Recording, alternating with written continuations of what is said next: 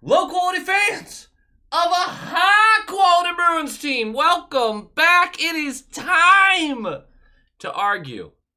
Oh, it's time to argue. Every year, like, comment, subscribe. Nailed it. Every year, I do a way too early power rankings. Every year I do this. And every year, people take it really seriously. And I'm here to tell you before the video even starts, you should. The difference between 27th and 28th might as well be an Olympic marathon. I actually don't know if they do marathons in the Olympics. I don't think they do. But either way, it's a distance. A specific distance. I don't know how long a marathon is. I think it's 26. It's fine. We're not talking about running. We're talking about hockey. And I feel a little rejuvenated. Obviously took a couple of weeks off. I had a root canal a couple of days ago. That was tight. I haven't seen my mom in like over a month, which you can make fun of me for, but I like to be a good son. So, it's just been a total mess of a few weeks, but we're getting back. And it's coming. Hockey is so close. It's so close. We're in August. Leo babies, stand up. I'm excited because genuinely, I think the prospect challenge is going to be a lot of fun. Even though there's really not too many prospects that are really going to be jumping off the page, it's still fun. And then right after that is camp. Like we're right there. We're so close. But we're going to talk about where I think all these teams line up. No, it is not a regular season power rankings. This is how I feel about these teams' chances to win the cup. So grab your favorite beverage, strap the hell in, and enjoy some hockey talk, and make sure that you pause the video every now and again and argue with me loudly in front of strangers. I think that really adds to the whole circus of it all. So at number 32, a team that I'm pretty sure everyone's actually just going to chuck this out there before I even say it out loud. It is our beloved San Jose Sharks. Yes, for the second year in a row, I believe they are the worst team in the league. They got better. Added genuine NHL players through free agency, like Toffoli or Wenberg or Goodrow or Jake Wallman, which is probably their best get. And they continue to build through the draft. Headlined, obviously, by Max Celebrini, who should be nasty. And, of course, the rise of Will Smith, who also looks like he might be a little nasty. They really haven't lost anything. But the issue here is that this team's still going to be butt cheeks in the offensive zone. Better doesn't mean good. It's still one of the worst offensive rosters, even with the young blood coming in, that should perform decently well, I think. Just awful. Awful in the offensive zone. But who needs offense when you've got a defense like this? The worst defense in the league. Returning with very few changes. Jake Wallman's going to help, but he isn't going to suddenly make this team a viable winning team, or winning defense for that matter. Not to mention a goaltending duo that actually somehow got worse with the trade deadline movement last year, which saw the Sharks swap Kakinen for Vanacek. It's not good. Better, but not good. And better doesn't mean shit when you're already this bad. But hey, that's the plan. Their roster still looks like the worst in the league, though not as abysmal as previous years. That's what they're doing, and very much on purpose. They're fine. This is where they want to be. And honestly, at least the fans will have some young guys to really enjoy this year. I feel like last year they had a couple guys that are important, but I don't know. Hard to actually find some silver lining for that. At number 31, this one's kind of easy too. Because even though I expect Bedard to clear 100 points this year, genuinely, if he stays healthy, I believe that's on the table. Because they made the focus so clear for him. Make life easier for Bedard in the offensive zone. I don't believe Bedard is going to be some unholy abomination in the defensive zone for the rest of his career. You can hardly blame him for last year's defensive struggles, considering the support cast and the coaching objectives that seemed a little weird at time. This team knows it is a long road back to relevance. They won how this, like, they got an automatic pass for a rebuild because of Bedard. That's your free lotto. You won the lottery. Literally won the lottery. And you get, not only are you one of the bottom 3 teams in a year where there is a true generational talent available, but you also got him. Like, this is so infuriating because it's such an easy path out of a rebuild. Sure, it took Edmonton way too long, but with McDavid, clearly. I think the Blackhawks are off to a decent start here. The reason being is because they recognize that this is going to suck for a long time. And they realize the best way to keep the fans entertained and keep it fun is basically let every game be a high-budget adult film starring rubber and net. It'll be fun to watch. Honestly, when the top 6 is healthy, it grades out as kind of okay. Like, maybe not great, but compared to last year's team, really good. They brought in Bertuzzi. They brought in Turbo Teravainen. Taylor Hall should be healthier. That alone gives you options for a top line that is actually almost NHL caliber. Is that a true, like, top 15 team in the league top line? No. But it's way better than what Bedard was working with. And so he's going to get to rack up some points. He's not going to have to focus so much defensively because they're really not that interested in winning games. It's still a better situation than it was last year. The defense is expensive and it's bad, but that'll be fixed through the draft by the time Bedard's hitting his prime. That's really what the goal is here anyway. They do get a real nice addition in net, though. Brossoit should help them stay in enough games. Because I really like that. If you're going to have a young team that's abysmal, and then you bring in some vets to just make it a little easier on them, great. You also have to have a goaltender who's not going to give up a softie midway through the third period in a 1-goal game. You want the younger guys to understand that clutch factor at the NHL level and to be in those games. And that's honestly, that's a morale booster for the team regardless. So Brossoit, I think, is genuinely one of their best pickups through this offseason. I think it's a smart move there. And no, the plan isn't to spend 3 minutes on every single one of these teams, but the bottom teams are so easy to talk about. At number 30, a team that we've all become familiar with as well, the Columbus Blue Jackets, who have officially made it on my God, who cares list. Genuinely, I'm so sick of this team, man. There is always some excuse, always some disaster, always some coaching controversy or underperforming player that has an attitude and blah, blah, blah, blah, blah. It's brutal for Blue Jackets fans. I feel for them, genuinely. They've been bad forever, even if you include the run of playoff appearances, which saw them get wiped in the first round with that 1 second-round appearance, which obviously, like, great, they made the playoffs, yay. That team wasn't good. And the fans knew it. The team wasn't good. It wasn't great. It wasn't going to go on a deep run. They were just making it far enough. It's tough to be a Blue Jackets fan. Particularly because you want to root for the underdog and the young guys. But eventually, it just gets kind of annoying when they keep shooting themselves in the foot and then amputating their arm to fix it. I hate the Monahan deal. 4 years, $5.5 million per year is insane to me for that guy. I hate the Patrick Laine drama, which will inevitably end up going poorly for the Blue Jackets. I hate that Johnny Hockey is still pretty damn good, but it feels like he's seen the writing on the wall and might not be as locked in as you might want him to be. I hate that I like their defense on paper, but that unit can never seem to get it together, and injuries seem to derail them over and over again. And I don't even have the statistics to back that up. It just always feels that way.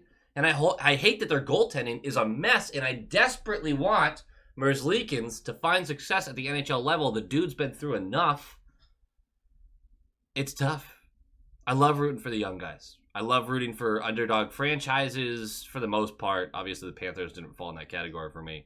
I think they have core members littering their current roster, offensively at least. Fantilli, Johnson, Chinnikov, Marchenko, my personal favorite, Voronkov, who's just a monster of a human being.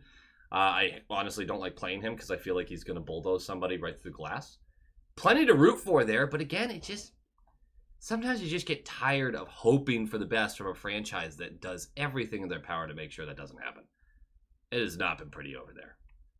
I think they realize very much, though, that they're still in this weird retooling phase. They're not making a big splash or anything through the offseason. At number 29, we have a team that's finally embracing a rebuild. The Calgary Flames.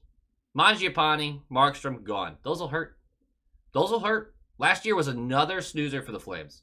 Lacking in scoring power, lacking in defensive chops. That should get worse, honestly. At least it's going to stay the same if it doesn't get worse. The additions don't move the needle. Anthony Mantha, Jake Bean, that's not going to do much for you. They've got the loss of Mangiapane and Markstrom that's going to hurt.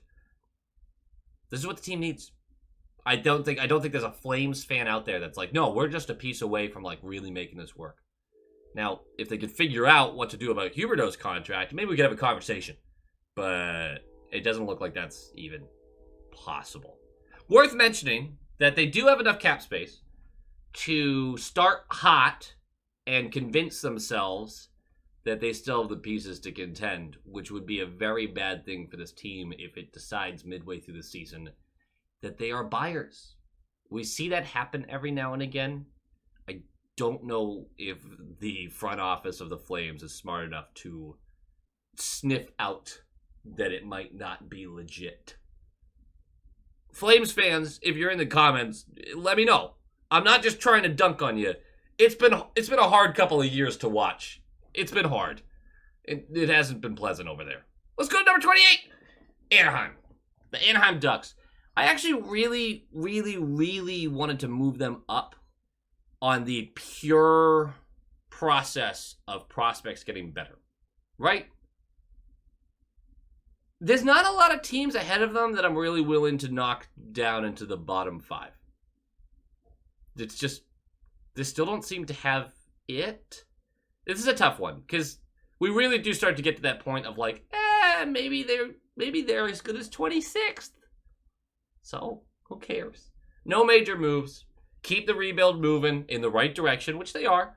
They like the guy they got at 3, although he was considered a bit of a reach in that position, but his stock was flying up as the approach to the draft happened, so I don't know.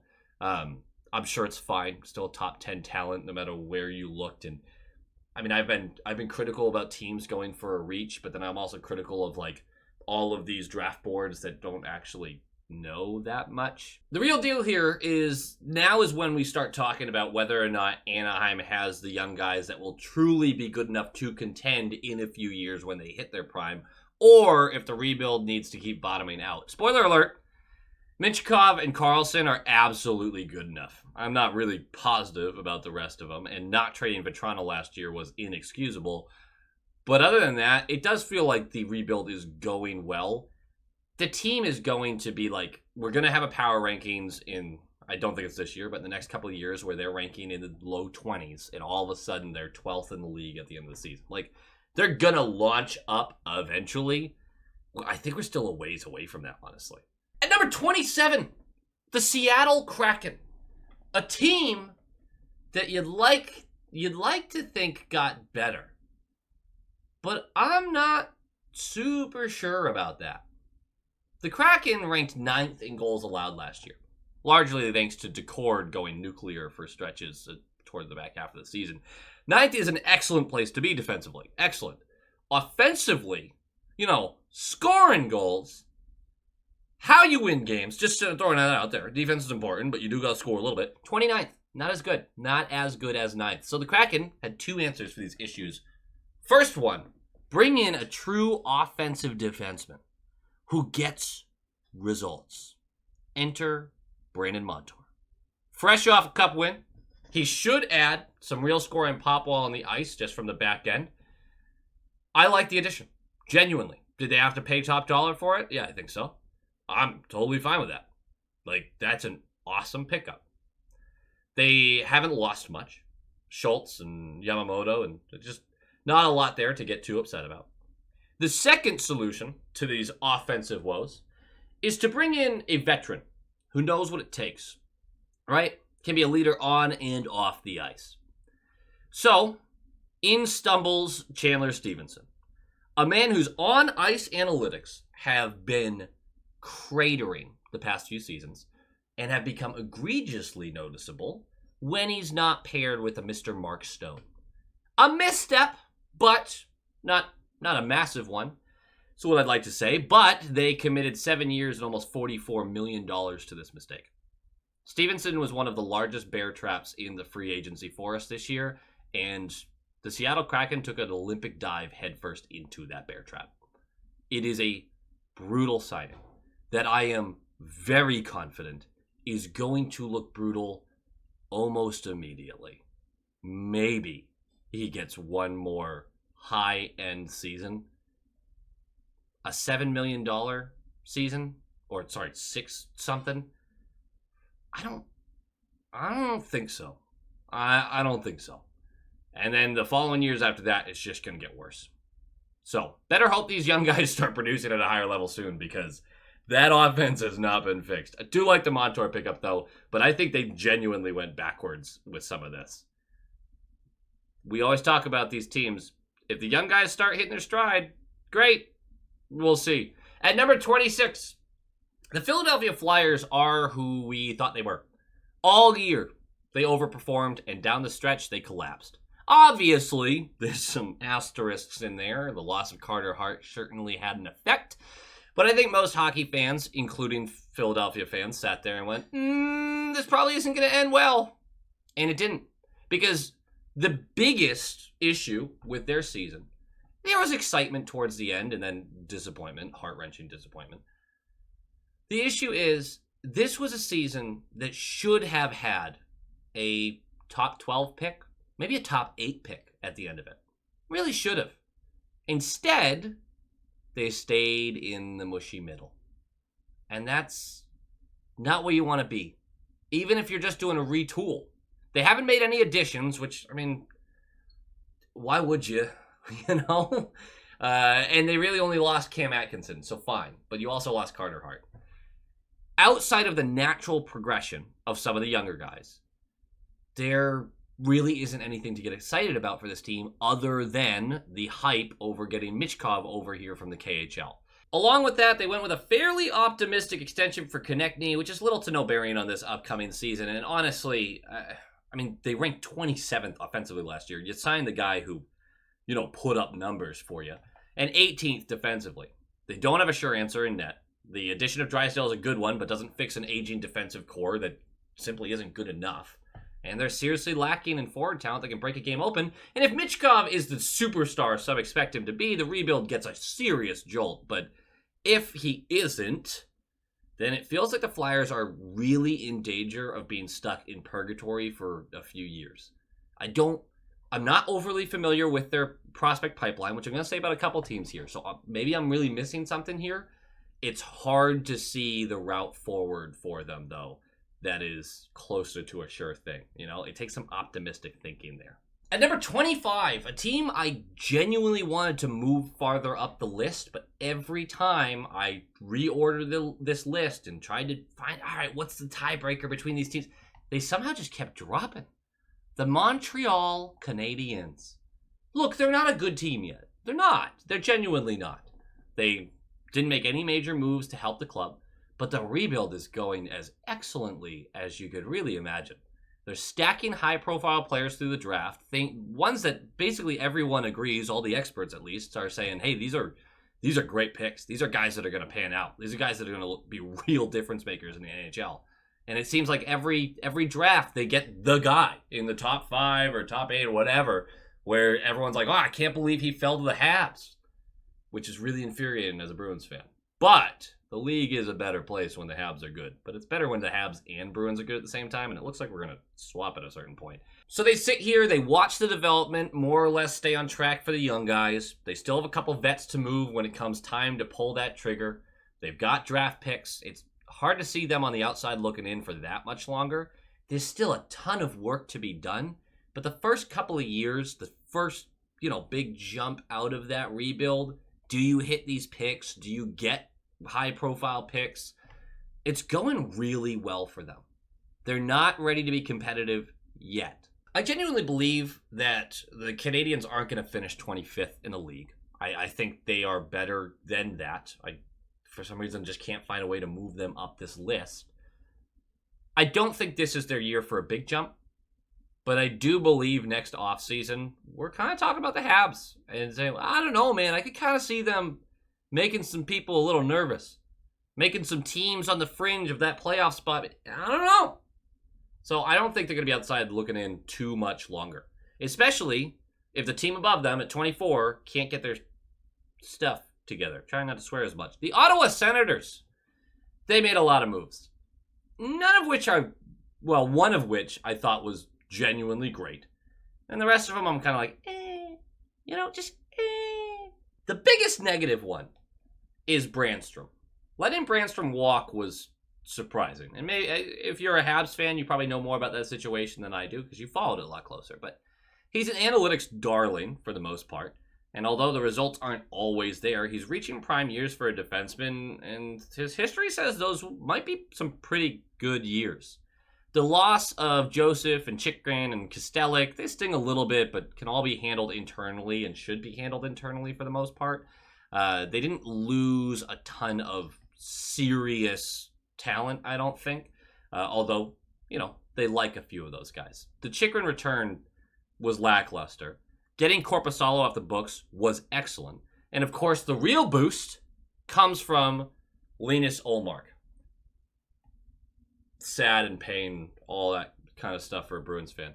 Felt like an immediate win for the Sens. The trade felt like an immediate win, even with no extension in place. You have time to try to convince him to stick around. Following that up with adding Perron and Amadio and Jensen didn't really move the needle in an offseason that felt like they were really going to go for it, but end of the day, the team is technically improved, especially if, oddly enough, the analytics say, if you believe in that kind of thing, Ullmark and Korpisalo had a similar range of difficulty in their season. One of them was one of the worst goaltenders, if not the worst goaltender in the league analytically, and cost his team games. The other was Linus Ullmark, who was fantastic again. If he can just repeat what he did last year, technically the difficulty hasn't ramped up for him as much as we're making it out to be. We'll see. I do think they improved. I don't think they improved by enough. And we have to see their youth really grab on and start winning some of these games. Because there's too many games you look around and just go, doesn't this team have a lot of talent on it? Why'd they just lose by 6? You get it. At number 23, the St. Louis Blues. Didn't do much. Brought in Joseph and Faxa and Texier. Lost Kevin Hayes. There's not a lot there. You gotta appreciate a fan base, though, that will believe in their team no matter what. Because Blues fans are exactly that. Not many outside of St. Louis believed in the Blues last year. And look, we were right. But still, those fans came for us for those opinions. They really did. 24th in goals for per game. 14th in goals allowed per game. Bennington and Hofer both with excellent seasons. Really, really strong seasons. Jake Neighbors looks like a star in the making, which is great. Cairo and Thomas, dangerous creators. Buchnevich continues to be one of the most underrated top-line players in the league, in my opinion. I love Buchnevich. I think he's fantastic. That's it. And look, there's plenty to like there, right? That's a handful of players that you go, man, it's nice to have that talent on your team. Problem is, the defense is kind of pricey and simply is not good enough. And obviously, they've tried to fix this, moving on from Krug, and Krug doesn't want to go anywhere. He has a no movement clause that your franchise handed him. That's not on Krug. That's on the franchise. And when you break down the defensemen they do have, they don't have a top 4 guy who can play both sides of the ice really well. They have guys who are like, hey, I'm really good at offense. Hey, I'm really good at defense. The I'm really good at both doesn't really exist at a level that you need, in my opinion. I'm not super educated, I've already said this about one team, on their prospect pipeline either, but It doesn't look all that promising outside of one or two guys. They have pieces. I don't hate any of the additions they made. I don't hate the fact that they lost Hayes, but it doesn't feel like they have enough. It's a good team. It's like a good team. It's an okay team. It's a team that competes night in and night out. They're just not good enough. And the reason they're as far back as they are is because they don't look, although they might look like a team that could be 15th or 16th, make the playoffs, I think genuinely every single team in front of them would perform better in the playoffs than the St. Louis Blues.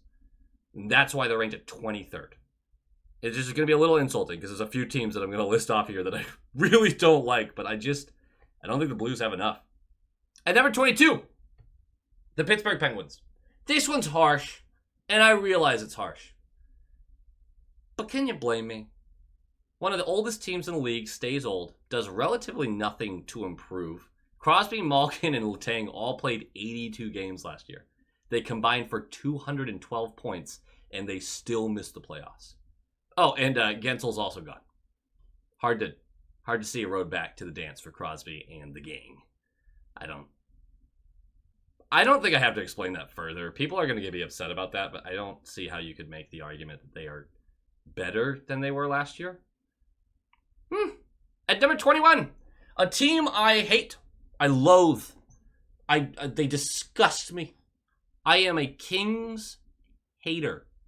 I hate this team. If you're a fan of this team, I just want you to know, I hate this team. If I could place them 32nd, I would. But I'm not really interested in just doing that for the fun of it. I also think that they really screwed up this offseason. Now, look, I'm not going to blame them for the Leonard Arvidsson walk. The guy couldn't stay healthy for them. They didn't want to commit a bunch of money to him. I totally get that. When Arvidsson's on the ice, they love him over there. I'm sure they do. When he's not on the ice, it's tough to deal with because you lose that top six, middle six guy. Top six. The Pierre-Luc Dubois trade. I totally get it. You had to. I hate bringing Kemper back with it. It was the only way to do the Pierre-Luc Dubois trade. If PLD was going to continue to be what he was, then basically you brought in a shorter contract that you still need to get off your books, but more manageable, right? Spend less time dealing with that. The biggest loss, though, is actually going to be kind of funny because I got called out for this last year, and they were right. I was critical of Matt Roy last year. I didn't think he was at the level he was. And he was at that level. He was fantastic for them last year. And honestly, the years before, I think they're right. I think I should have been more kind to him. The loss of Roy is a really big one. It's a really big one. It affects them. And I get it. Again, these are moves that I get because, hey, you want Clark to step into that role. Yeah, I get you. And you're right. You can't commit a bunch of money to a guy that you feel like you have the replacement in-house for, especially with how good you think Clark's going to be. I also didn't realize how genuinely dominant this team was defensively last year, ranking 3rd league-wide. I have them ranked 21st in the power rankings, 3rd league-wide in goals against, 16th in goals for, but whatever. My big hesitation with this team is offensively, they didn't get better, right? They didn't. Tanner Jeannot doesn't get them better. Fogle doesn't get them better. I genuinely believe that they got worse in that category, unless they have some young guys who are ready to take the leap, which Byfield, again, who knows, but he's looking real good lately or towards the end of last season. So him taking a huge leap would be massive, obviously. But bringing in Joel Edmondson made their defense worse by the addition of him all by itself. He is a net negative player. Absolute. He had huge struggles last year and the year before and the year before. Playing mostly third pairing minutes. That's not a good addition. Really, the expectation for the Kings is they roll 3 strong forward lines, have an aggressive, heavy defense, but their defense took a step back unless Clark is ready to eat minutes. Their goaltending is an unknown quality, in my opinion, and the top 6 still lacks the guy who can truly make something out of nothing consistently. Obviously, there's talent littered throughout that team in the top 9, but this is unfair, but like a Pasternak level guy, like a franchise forward. I don't know if they have that. And I don't know if Byfield has that level. So there's enough there. And I do love the Byfield extension. I want to be clear about that. Not as like a Kings hater, as a hockey fan. He's great. I just don't see how this team got better. I don't see it. And I think they got pretty significantly worse. We'll see. They've certainly proved me wrong plenty of times before. I hate the Kings. At number 20, the Utah Hockey Club. I really dislike this team already. I do. Because I'm going to Arizona in September. And I was kind of excited to go see the Yotes Arena. And then they moved. So I'm just mad about it. Tough to predict with so many young guys looking to take another step. I'd like to think they'll improve on their 16th ranked offense. They haven't lost much there to make me think otherwise. And Cooley and Gunther get their look like the real deal at 19 and 20 years old. So I think there's a real ceiling year that they could hit. There's really two main questions here. Can Connor Ingram re-find his form that had this team competitive through large chunks of last year and obviously cratered at moments as well? And are the additions of Sergachev and Marino enough to raise this defense out of the league's basement? I genuinely like the odds of both of those coming to fruition. This team may not be a playoff lock at 20. Obviously, I don't really believe in them that much. But if they're not playing meaningful games in late February, I'd be genuinely shocked. I think this team should stay in the mix until the later months of the season. They did improve. There's a chance that these young guys really get it going. They have some really great young talent. I don't love the loss of Geeky to bring in Sergachev, but I love the addition of Sergachev if that injury doesn't crater what he can be worth. So there's plenty to be excited about in Utah right now. Obviously just the acquisition of a team, but there's still a lot of question marks for them and how consistent they can be night in and night out. A real arena will probably help that a lot. At number 19, the Washington Capitals. I have never. Do it for Ovi needs to be plastered over the arena at this point. It's absolutely meme-worthy at this point. Never have I seen a team so happy with punting on any possibility for the cup for an individual player to break a record. To be fair, it's one of the most impressive records in sports ever. So, fair, I guess.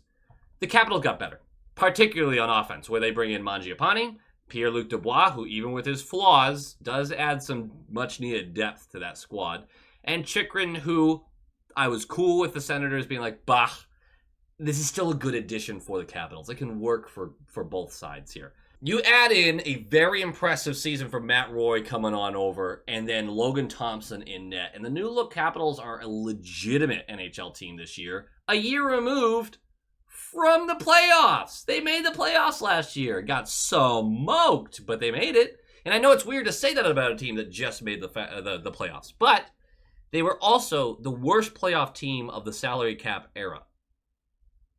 That's my opinion, but it's not a stretch. It's not a stretch. Why is adding a bunch of good players and losing mostly non-factors a bad thing for their cup odds? Well, you can make the argument that the cup odds were never good last year. Ever good last year. Making the playoffs obviously helps, but so it might not have made them lower, but these changes don't get them in the contender conversation. They blatantly don't. Even even your most diehard Capitals fan isn't going to sit there and be like, we're a favorite. No, of course you're not. But they only continue their march toward old teams stuck in the mushy middle. That's kind of how this roster is constructed. They brought in some youth, but they brought in a lot of guys that were semi-expensive that aren't going to have contracts that age super well. Genuinely, it's easy to be more optimistic about this squad than 19th in the league, but quite frankly, that's not my job, and I don't see it with them. Although, it does help Ovi get closer to the record, which I am damn near certain if he stays healthy, he breaks. So, I think most of us are pretty certain of that at this point. At number 18, a team I desperately wanted to put lower. The Winnipeg Jets got worse. They got worse. They lose to Foley, Monahan, which was the right decision, but he did play well for them, Dillon, Schmidt, and Brossoit. They brought in Kaapo Kakkonen, One of their highest pedigree prospects wants out. That's McGroarty, or however you say his name properly. They have little cap space, added it all up, and the best defensive team in the NHL last year lost 2 good defenders, an excellent backup netminder, and did nothing to help their middling offense. Why would we expect this team to perform better this year? This team got worse by a margin. I don't see it. If there's a Jets fan watching this, please tell me where your optimism is coming from, because I'm struggling to find it.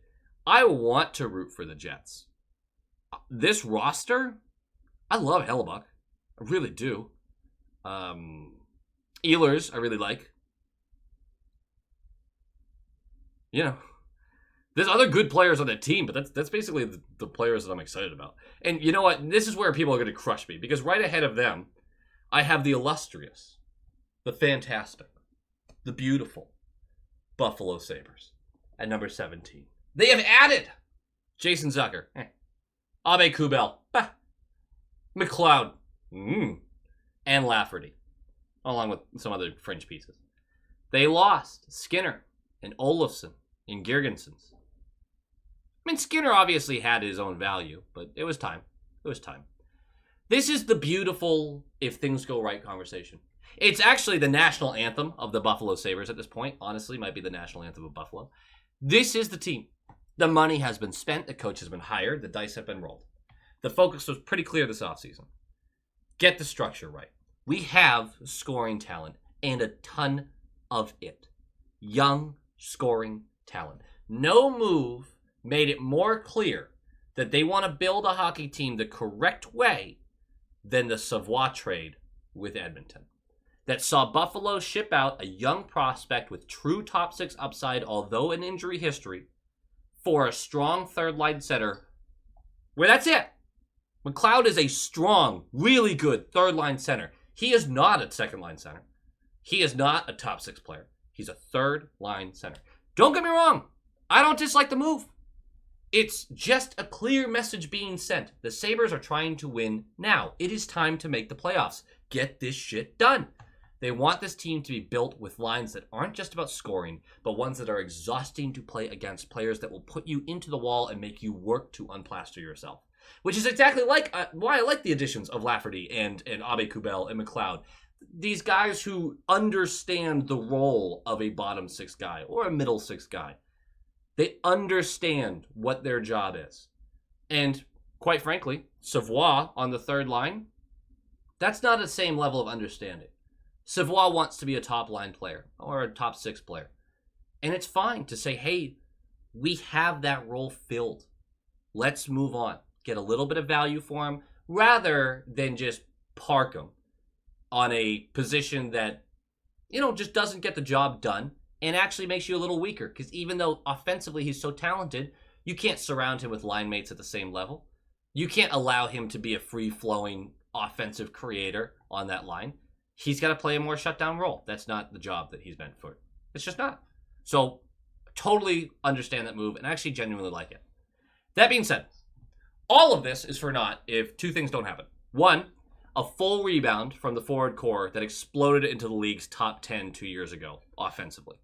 Enter Lindy Ruff, the new coach, who just left a team with a ton of young talent who were underperforming offensively. Whoops. Number 2, Ukko-Pekka Luukkonen has to be the guy. They just paid him 4 years, almost $24 million, which is not paying him Carey Price money, but does that date me? Carey Price is still technically in the league, right? That contract's still going. That doesn't make me sound old, right? The defense in front of him is still going to struggle in their own zone at times, even with a Norris candidate level player back there in Dahlin.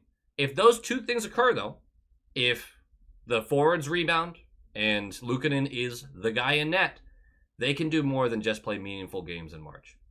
I clearly have my doubts that will happen, but I think I'm going to believe in Buffalo again this year.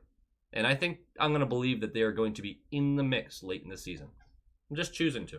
It's more fun that way. I don't have to be smart. I just have to enjoy hockey. And number 16, the New York Islanders. Anthony Duclair in. It's basically what they did. Bah. What's the vibe, Islanders fans? I need someone to answer this for me. Duclair doesn't fix the aging and not good enough trend for your forwards. The defense remains one of the best units in the league, but the years are passing pretty quickly for Pulock and Pelech too. You can't score all your goals from the back end. Goaltending just flipped in a postseason that saw Varlamov take over the net from Sorokin, which I'm not worried about Sorokin. Varlamov is hot. Absolutely play him. You guys were getting... I mean, you were not favored in that series. The offseason was either a message of stay on course or a complete failure to attract any real help. I don't know what the course is for the team. I genuinely don't. The team isn't bad. Far from it, honestly. But they just ranked bottom half of the league in goals for and goals allowed. I mean, does a healthier season on the back end make this team a title contender? Was it a title contender when it was making conference finals, which seems like a silly question? I'm not saying it's tough to be an Islanders fan. Again, far from it. But there is a sense of uncertainty with the direction of this team. This is probably one of the wider ranges of where they end the season on this list because, I mean, there have been people that put the Islanders in the top 10 just out of pure get-it-done chops, right? Great goaltending, strong defense, wave after wave of real NHL players, just not superstars. And then some will put them in the 20s in a power rankings. Like, yeah, maybe they'll win a bunch of regular season games, but they're just not going far. And even in their conference finals years, it felt like no one believed in them. You know? It's a weird vibe from the island. I'll be curious to know what people's thoughts are on that. At number 15, the Detroit Red Wings. I wanted to get them higher. I don't think they got, like, better, but I think they got... How do I phrase this? I think they are built better this year, but I don't think talent-wise they got better. I'm not going to pretend to know what this Red Wings team will be. Barely missing the playoffs last year while trotting out subpar goalie after subpar goalie, just hoping one can take the reins, was honestly impressive that they got as close as they did. They've got enough offense, ranking top 10 last year in goals for, and that should stay mostly steady, if not improve. The addition of Tarasenko is worthwhile, albeit not game-changing. The defense should be a little better simply by removing Sprong, who's allergic to defense, and Gostisbehere, who is also allergic to defense, but boy does he love some offense. That's about it. Pair that with Seider and Edvinsson improving, and hopefully find a way to get Seider some easier matchups, as it has been pretty clearly stated that he had an impossible task last year. This team shouldn't sit in the bottom 8 for goals against. Not again. I genuinely don't understand the Wallman trade, but someone who follows the Red Wings, I'm sure, can explain that to me. Goaltending remains a problem, but they're hoping that Cam Talbot can add some stability there. I don't think they've improved massively, but they certainly haven't gotten much worse. Their youth is they have real game changers youth-wise that are hitting their stride. This is a playoff team next year, I think. I think there's a real conversation where they might be 5th in the Atlantic, but they're the second wild card, or maybe they get that first wild card. So I don't know. I don't know if they get in the top 3 of the Atlantic, but yeah, it's hard to see. I have 3 Atlantic teams ranked ahead of them. It's just, there's enough there. There's enough there, and there's an assumption about improvement that I think is a safer bet. I like what the Red Wings are going to trot out next year. They have to have an answer in net, though, and that's the biggest thing. Kind of surprised they weren't more in on Ullmark. Or maybe Ullmark didn't want to go there. I don't know. At number 14, the Tampa Bay Lightning. Are they back? Are the Lightning back? Jake Gensel, Cam Atkinson, which is not the Cam Atkinson of old. Ryan McDonough. No, they're not back. But the losses of Stamkos, Duclair, Jeannot, and Sergachev have been mostly offset by bringing in Gensel, who's a legitimate top-line stud, and McDonough, who remains a brilliant second-pairing 200-foot defenseman despite his age. Atkinson likely isn't going to have a resurgence, but his cap hit is basically nothing, so it's a worthwhile gamble. Look, I know the Stamkos loss is a big one, but his 5v5 game has been cliff diving for years, and although goals are goals, regardless how you get them, he gives a lot back defensively at even strength. I wouldn't say the Lightning got much better, but I don't think they're taking a step back to the level some people believe. Also, Connor Geekie, great get in the Sergachev trade. I don't know if the Sergachev trade was the right move to make, but you got a guy back who's a real player, and he could be a difference maker for them by the end of the season. I really, really like Geekie. That Geekie. Not the other Geekie. The moment you've all been waiting for. On number 13, A team I desperately wanted to drop lower. The Boston Bruins. I don't know what this team's going to be. I've talked ad nauseum about what this offseason was for the Bruins. They brought in Elias Lindholm, Kostelic, Zadorov, and Korpisalo. They lost DeBrusk and Heinen, JVR, Pat Maroon, Grizzly, and Olmark. It is now year 3 of who the hell knows what the team's actually going to be. Last year, their standings points total felt higher than it should have been. To be in the race for the President's Trophy up until the last week and a half was a shock. This year, the fan base can't seem to decide if the team got better or worse. The addition of 2021 Elias Lindholm and Zadorov would make the answer a no-brainer, even with the losses of DeBrusk and Heinen and Olmark, if Swayman ever gets re-signed. Unfortunately, that's probably not who has been added. Lindholm had 6 goals at even strength last year. 6. Zadorov has never consistently played above a third pairing role and just landed a 6-year, $30 million contract at the age of 29. He is also one of the most egregious penalty takers in the league, although he will make you pay for doing anything around his net. He is going to make his presence felt.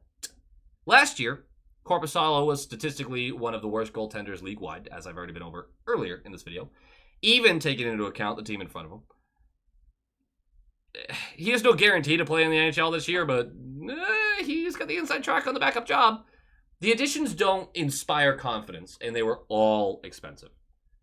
That being said, Elias Lindholm is a true second-line center and does give them more options. Zadorov is on a defensive unit that has 5 true NHL defenders around him, so getting the best out of him should be a simple task.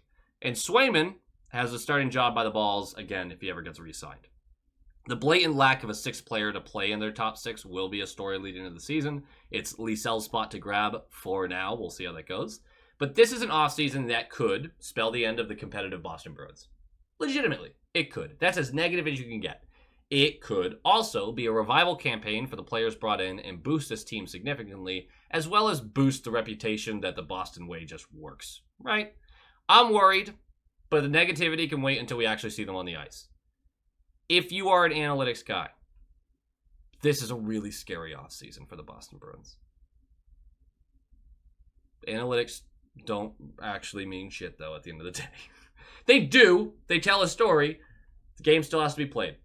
And we could talk to death about what this team will or won't be. But until the puck gets dropped, none of it matters. None of it matters. At number 12, a team that I love to root for. The Minnesota Wild. They didn't do anything, really. They really didn't. They brought in Trenton and Lauko, lost Lethierry. Lauko is no guarantee in a actual position. With $14.7 million of cap space still going to their buyouts. This was never going to be a big offseason for the Wild. I think it's their last year with that, though. And it certainly wasn't with, no actual additions. Which is a damn shame because this team is just a few pieces away from being really, really good. I mean, really, really good. Their top 9 is strong and looks like it could be molding into one of the league's best with the arrivals of Rossi and Ogren, although I don't think I'm saying that name right. The numbers don't reflect that yet, ranking 21st last year in goals for, but it's hard to see a world where that continues with a little bit of health. Defensively, they're fine, but desperately need some youth behind superstar in the making and an absolute Calder snub, Brock Faber. The determining factor for the season, as it is with many teams, is what kind of performance are you getting between the pipes? The Wild are in desperate need of consistent goaltending, and if Wallstead isn't ready, which Wallstead is largely considered the best goalie prospect in the league, although Wolf might be in that conversation as well, if that doesn't work out, they have to once again lean on Gustafsson and Fleury. And neither of those are really going to inspire much confidence at their stages in their careers. The Wild, though, deserve to be on the map for a lot of people. They genuinely do. Because that team has talent all over it. If they can get some goaltending, they're in the mix. And they're going to win some real barn burner games, I think. That's going to be a fun team to watch next year. At number 11, speaking of fun teams to watch, the Nashville Predators. The winners of the offseason. Hang the banner. Unfortunately, that's usually as far as we go with off-season champs. They're usually just absolutely fall apart once the season starts. The additions they made were great. Stamkos, for all the criticisms I listed earlier, is still an excellent hockey player. Yes, he gives a lot back the other way, but if he's playing primarily on the wing, which he was doing in Tampa, if he's on your top power play unit, which he certainly should be, the guy's going to help you offensively. You just have to make sure that you insulate him a little defensively. That's fine. Marchessault gives this forward group, which ranked 10th last year in goals scored, by the way, a nice boost. And the addition of Shea while shipping off McDonough is tidy work. Not to say they won't miss McDonough, who had been brilliant for them, but he has to take a step back eventually. He's like 6 years older than Shea. Obviously, the deal for Shea will age poorly, but they're trying to contend right now. And so whether or not that's the right move is a different debate, but their team got better. And the Stamkos deal is also risky. He could just drop off the cliff altogether. If his goal scoring, if his finishing falls off, it's over for that version of him. But again, if he's potting them on the power play, no one's going to complain. No one's going to complain. I still think this team lacks the high-end ability to be a true cup contender, but this is an offseason to get excited about and should keep Nashville very relevant in the playoff race, even if we can debate whether that's the right move for them long-term or not. This is a playoff team, especially if their goaltending stays as steady with Saros as it has. And Saros should be locked in this year. He's got the big extension. He's at home. We'll see a good version of him. We're hoping for health for this team because they're a really interesting one and an easy one to root for. A really difficult team to root for is number 10, the Vegas Golden Knights, who I actually really tried to push higher. Unable to. They have the best center depth in the league. Imagine being able to roll out Eichel and then Carlson and then Hurdle back to back to back. An embarrassment of riches at the dot. Just don't look at the wings. Damn, it must be nice to have that level of strength down the middle. I'm so jealous. Seriously, don't look at the wings. They also have one of the best defensive cores in the league. And with the addition of Noah Hannafin, just gets better. Don't look at the wings, though. Don't look at the wings. Goaltending, still a bit weird in Vegas, but you really don't know who's going to get hot for them. And they just always seem to have somebody ready for the job as long as you don't look at the wings. Oh, and I'll give a shout out to whoever can guess the player or players that are injured and allow them to go $20 million over the cap for the postseason. So good luck with that. You can't say Mark Stone, though. At number 9, probably should have said more about the Vegas Golden Knights. We're going to leave it there. At number 9, the Carolina Hurricanes. They didn't get better. They got worse. They did. But can we please calm down about these guys? Look, I get it. They lost a lot. Gensel, Nason, Shea, Turbo, Pesci were all real contributors for this squad. Outside of Gensel, all of them, are replaceable internally. No, seriously, go look at their roster. A top 6 that includes Aho, Svechnikov, Jarvis, and Nachas is going to be damn good, even if you don't love having to rely on Roslovic or Kotkaniemi or Nadeau, who just had over a point per game in college at 18 years old. Where do they keep getting these guys? The defense still has Orlov, and Slavin, and Burns, and Sean Walker, and Ghost to help with their power play, which needs it. And he'll be a power play specialist. And Chatfield playing very serviceable roles farther down the lineup. Oh, and by the way, Scott Morrow may displace one of them at 21 years old. He's looked really strong. This team's fine. Yeah, they still lack the oomph to get them over the top. Yes, the fan base is getting restless at the lack of conference finals wins, but this team is still in a great position. It's still on the young side. It is still waiting on a superstar defenseman to make the trip from Russia. Don't pity the Canes. They're fine. They'll still make the playoffs. And the year that you don't expect them to do well is the year they're finally going to kick the shit out of a team in the conference finals just to get swept in the finals. I mean, book it. At number 8, New Jersey.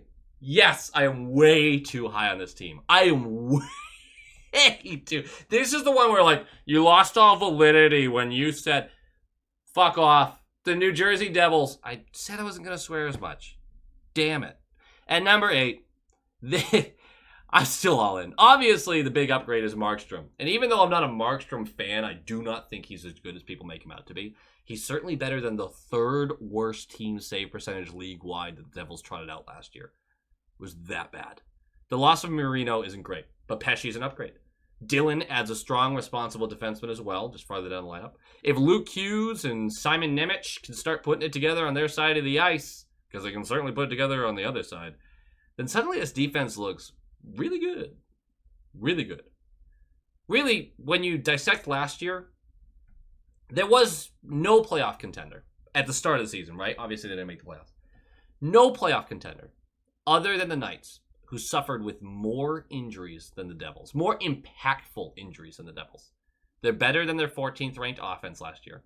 And the new additions, plus natural growth from the young wings, should be a huge upgrade on their 27th ranked defense. Don't let this team catch you by surprise. The Metro might belong to them this year. Now look, I obviously don't have them at the top of the Metro, given these power rankings. I'm scared of the Devils. Genuinely. That's a real team. At number 7, a team I desperately wanted higher, but I'm pissed at their offseason, man. I love rooting for the Dallas Stars. I love it, even with the Sagan factor. I love it. This team should be so much higher, but this was a bad offseason for them. Pavelski's retirement hurts, and you got to respect it, obviously, but it hurts. But with Johnston and Stankoven bursting into the league, it's palatable. I mean, they're replacing these guys. They're jumping in. Even if Sagan and Ben aren't what they used to be. The forwards, I mean, Hintz, and they've got it. They've got the scoring. The loss of Tanev stings. And it stings bad, because there are some real questions defensively for a team that just committed $7 million combined for Dumba and Lyubushkin, both of which I believe are anchors on an otherwise excellent roster. Heiskanen and Lindell and Harley are legitimate high-end defensemen. But the other 3 slots are very much open for interpretation. And my interpretation is, that ain't great, man. That ain't great. Dumba is the type of player at this current stage of his career that you legitimately game plan for in a positive way. In a, we are going to attack him every time he's on the ice because we can literally just go around him. Ottinger might have his work cut out for him this year. I think he'll be fine. The addition of Casey DeSmith should make the loss of Wedgwood a non-factor. This team's still absolutely top 10 worthy, but they are going to be huge players at the trade deadline for defensive help, because God, do they need it. At number 6, the Colorado Avalanche. Again, a team that you just feel like, wow, 6? That feels a little far. Look, no one feels bad for the Avalanche. They just won a cup. They have 2 of the league's best players on team-friendly deals, and one of those guys is fighting for the right to be considered one of the best players at his position all time. Although it's really too early to really say that, but I'm not stretching the truth here. They haven't lost anyone of consequence to free agency, and the additions of Brandstrom, which is a great bet, Kelly and DeHaan are certainly good enough to boost the team around the edges. But we are also watching a team that has dynasty-level talent get Tanya Hardinged, and not in the self-inflicted type of way that GMs love to do. The Avalanche have navigated challenges beautifully. They seem to nail every free agency pickup and trade, but there's only so much you can do when you are handcuffed by the uncertainty of 2 of your best wingers, currently worth more than $13 million in cap space, who may never play again, or could be back in a couple of months. This is where they are. Again, no one's feeling bad for the Avalanche right now. But right now, making the playoffs is a foregone conclusion on the way to a cup victory. That's the expectation of this team. But without Landeskog and without Nichushkin, they sit in winger purgatory without the ability to go grab their replacements because they might come back. And also, who are you grabbing to just replace these guys at the level that they play? You can't feel bad for them. But you can recognize that what may have been a dynasty, the likes of which the league hasn't seen since the 80s, has been derailed by things not really within their control. That being said, this team's still damn good. They're still damn good. Good for them. At number 5, here's your laugh track. The Toronto Maple Leafs. Yeah, it's a top 5 roster. Come for me. Come at me. Laugh at me.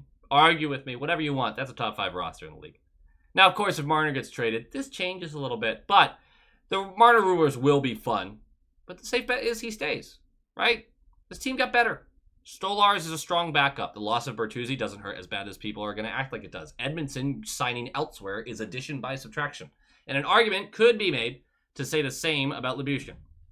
Chris Tanev is a strong ad. OEL isn't like a strong ad in my opinion, but he also isn't a disaster. Oliver Ekman-Larsson. I shouldn't use abbreviations without saying the name at least one. The thing is, the team hasn't solved any of its issues. Their hopeful wall is the answer in net, which certainly would be a big boost, but they still leaves a top-heavy team with very little scoring support and an unimpressive, albeit better than last year, defense. Not to mention a strong prospect who wants out in Robertson. So why are they so high? Because the team is fucking good. I know we talk about their flaws to death, and it makes too many people comfortable saying they suck. Odds are they're better than the team you root for. This is a team with top 8 talent. At worst. And as currently constructed, I don't see an argument against that. I think they're legitimately a top 5 team. You can't put them lower than 8. You can't. They've got too much. And I don't think they got worse. And people are acting like they got worse. They didn't get worse. So, scary the fact that they got better and actually ended up shedding some cap space. So, we'll see. I really hope that's not true, and I hope they continue to flounder. But you hate to say you believe in the Leafs because that typically ends one way. I kind of believe in the Leafs. At number 4, a hard pill for me to swallow. The Vancouver Canucks. Talk about being too high on a team, right? Not overpaying Zadorov and Lindholm is probably the right move for them. The additions of DeBrusk, Heinen, Sherwood, and Desharnais all look like perfect fits. This team has gained a lot of depth at a very reasonable price. I know the luck factor was off the charts last year for this team, but they genuinely improved. And although it may not reflect that way when you compare standings from last year to this one, I believe they've become a harder team to beat, even with the addition of Forbort. Health has obviously become a topic for a few of these guys, particularly in net, but this roster is damn near elite at every position. All the major, game-changing positions, they've got the guy. That's a huge pill for me to swallow after doubting them as hard as I have for the past few years. I don't see a world where the Canucks are not in the conversation at the end of next year. They've got too much talent, and now it feels like they have more depth. I don't think the losses of Lindholm and Zadorov are going to hit that hard. I really don't. I think this team is damn good. We'll see. 4 feels too high, but I tried to move them down and just kept putting them up. At number 3, the team I refuse to believe in, and the team that continues to prove me right. That's harsh, but not harsher than the way New Yorkers talk about them. The New York Rangers. They didn't really do anything. Nor really could they. Not a lot of cap space there, I don't think. Riley Smith is a decent addition. Losing Wenberg and Roslovic, Goodrow, Gustafsson shouldn't hurt that bad, although I do think Gustafsson was brilliant in his role for them, especially when Adam Fox got injured. They're ranked in the top 10 both offensively and defensively. They have a goaltender some consider to be the best in the world. Their top 5 players combined for over 400 points last year, and Lafreniere is starting to look like the real deal. This team's excellent. And yet, they just can't get it done in the playoffs. An honest interpretation of this team, though, even with the conversations about their lack of depth, their holes on defense, it's a couple puck bounces, and this team has at least 1 cup in the last 3 years. That's how good they are. I can't put my finger on why I never believe in them. Even if I could, it probably wouldn't be a fair answer. But we know come April next year, they'll be beating the dog shit out of some poor first-round fodder. That's closer to a guarantee. Velma agrees with me, too. And number 2, if you've been following along, obviously 2 teams missing. And they are the 2 cup finalists. It feels rude to do a way too early power rankings and not have those 2 teams unless there was a drastic offseason change in the top 2. It also feels rude to not put the cup winner at number 1. But at number 2 are the Florida Panthers. They got worse. Not by a lot, but they got worse. They lost Tarasenko. They lost Cousins, Lomberg, Stenlund, Montour, OEL, Anthony Stolars. It's fine. There's not a lot there that you're that upset about. Honestly, I feel silly for not putting them at number 1. But as much as I like the addition of Schmidt and how they were able to retain Reinhart for cheaper than should have been possible, they lost enough for me to give them the slightest of bumps. Those players I listed are not... Montour is the biggest one by far. It's not like you can't replace any of those guys. But that's what it means to win the cup. You do get picked apart by the rest of the league as they try to replicate what you did. It's the league's highest honor, is losing these players. And the coolest flex is when you don't skip a beat. after you lose those guys. A repeat is on the table. This team not only has the talent, but they got the attitude, man. Led by, obviously, the incorrigible Matthew Tkachuk. The good times are going to keep rolling in Florida. A well-deserved cup for a well-hated team, and they should be right back in the mix next year. They have not lost enough for me to think that they've suddenly become a borderline playoff team or anything like that. At number 1, obviously, the Edmonton Oilers. This was an easy choice for me. They came within 1 game of the cup, and unlike almost every other contender, they didn't get worse. Like, at all. You don't love the loss of McLeod, but bringing Savoie back is a worthwhile gamble. The addition of Arvidsson and Skinner create a top 9 of McDavid, Draisaitl, Nugent-Hopkins, Kane, Skinner, Arvidsson, Hyman, Henrique, and Janmark. That's ridiculous. That's stupid. And you have the best player in the world. And maybe the second best, although I don't think so. He's up there, obviously. I just don't think he's the second best. Honestly, if Nurse hadn't been an abject disaster for a large portion of the playoffs, this conversation is probably about a repeat. That's probably harsh, but dude, you're making over $9 million a year. Get it together. The Edmonton Oilers are, in my opinion, going to smoke the league next year. Easily win the President's Trophy, and we'll see what happens to the playoffs health-wise. But that is one team that I have no doubt in at any portion. They're not going to struggle to start the year. They're not going to struggle in the middle. They're not going to struggle at the end. They might take their foot off the gas. You'll usually see these teams at 10 games left, they're going to lose 7 of them, and everyone freaks out. That might happen. But other than that, this team's going to run through the league. I like it, honestly. They're going to be fun to watch. I'm not going to get to watch a ton of them, East Coast time and all that, but I think that's going to be a really fun team to watch. I hope they lose every single game. Every single one. Anyway, guys, that does it for me. Like, comment, subscribe. Nailed it. Sorry about the length of the video. Have you been bored? Because I've been bored. I miss hockey. I miss talking to you guys. I miss those 2 things. That's pretty much it, actually. That's the only 2 things I miss. But still, worthwhile to mention. Tell me why I'm stupid below. And I hope all of you are having a great off-season. Even though I know you're bored. Go Bees. Go Bees! And of course, we have to say a big old thank you to the high-quality inspectors who happen to all be 10 out of 10s. Not sure if you guys knew that. We've got our top-line tier inspectors, GD Viperworks, Tiffany Hagel, Chris and Erica, Len Cruz, Moonlighter TV, The Bugman, Brock Nope, Han Slomo, Coach D, The Atomic Lizard, Bradley Johnson, Aaron Adams, Just Aaron, Darren Woodbury, Brett Arney, Pincent, and Nick Zatrullo. Absolute studs. 10 out of 10. I'm not kidding. Every single one of them. And, of course, there's the highest of high-quality inspectors. The All-Star tier. 12 out of 10s. Can you believe it? So hot. We've got the Mad Marcus, Adrian Winter, Tyler McCourt, Tupton D. Tashi, John Kirk, Jacob Pratt, Heil E. Coyote, Michael DePaulo, Wolf Warrior, Vinny, Adam Ella, Bruin Smash, Joel, Abraxion, D.A. Kingery, The Only Newts, A Tasty Snack, Doots42, and Jeremy.